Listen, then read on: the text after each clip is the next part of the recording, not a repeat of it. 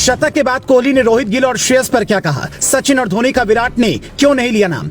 कोहली की 49वें शतक की ये 4 विराट बातें सुनकर होंगे गदगद। अफ्रीकी गेंदबाज विराट की सदा पर हुए फिदा। कहीं सड़कों पर नाचे फैंस तो कहीं बनी विराट जलेबी। आरसीबी ने लिखी ऐसी बात, सोशल मीडिया पर वायरल हुआ पोस्ट।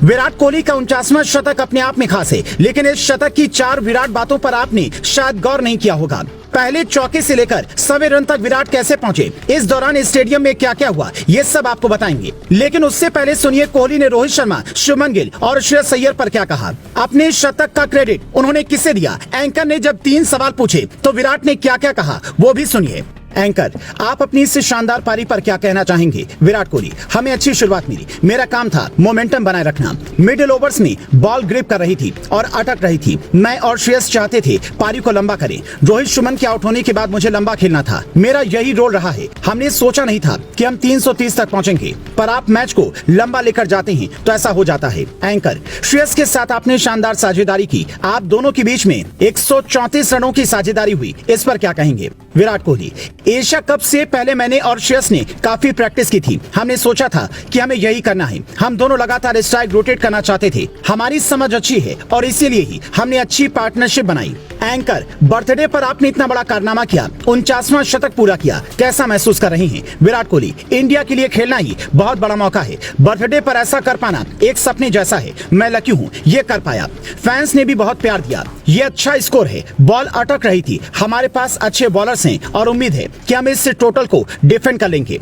अगर कोहली से पूछा जाता तो शायद सचिन और धोनी के बारे में वो जरूर कुछ कहते। हालांकि अब वक्त सचिन के बारे में कुछ कहने का नहीं, बल्कि सचिन इनके बारे में क्या कहते हैं ये देखने का है। पर इसी के साथ विराट की इस शानदार शतक की 4 बातें भी आपको बताएं। पहली बात, विराट ने अपने शतक में सिर्फ 40 रन बाउंड्री से जोड़े, बाकी के 61 रन दौड़कर पूरे किए, जिसे देखकर अफ्रीकी गेंदबाज भी दंग रह गए। दूसरी बात, कोहली ने इस मैच में टीम की जरूरतों के हिसाब से खेला। जल्दी शतक के चक्कर में बड़े शॉट नहीं लगाए, बल्कि परिस्थितियों के हिसाब से टीम को मजबूती दी और यही बात उन्हें महान बनाती है। तीसरी बात, विराट के इस शतक पर सिर्फ खिलाड़ी या ड्रेसिंग रूम में बैठे दिग्गज ही नहीं खड़े हुए, बल्कि स्टेडियम के हर दर्शक ने खड़े होकर तालियां बजाई, जो कोहली के लिए एक अद्भुत मौका था। चौथी बात, विराट के सबसे खास दोस्त एबी डिविलियर्स ने कोहली को पहले गले लगाकर जन्मदिन की बधाई दी, फिर शतक पूरा करते ही पिच पर जाकर विराट को गले लगा लिया। ये दिखाता है कि डिविलियर्स भले ही अफ्रीकी खिलाड़ी रहे हैं, लेकिन दोस्त विराट के लिए उनका प्यार अलग है। पूरे वर्ल्ड कप में वो घर पर बैठकर मैच देखते रहे, लेकिन जैसे ही सुना कि विराट के बर्थडे पर 5 नवंबर को कोलकाता में भारत और साउथ अफ्रीका का मुकाबला है,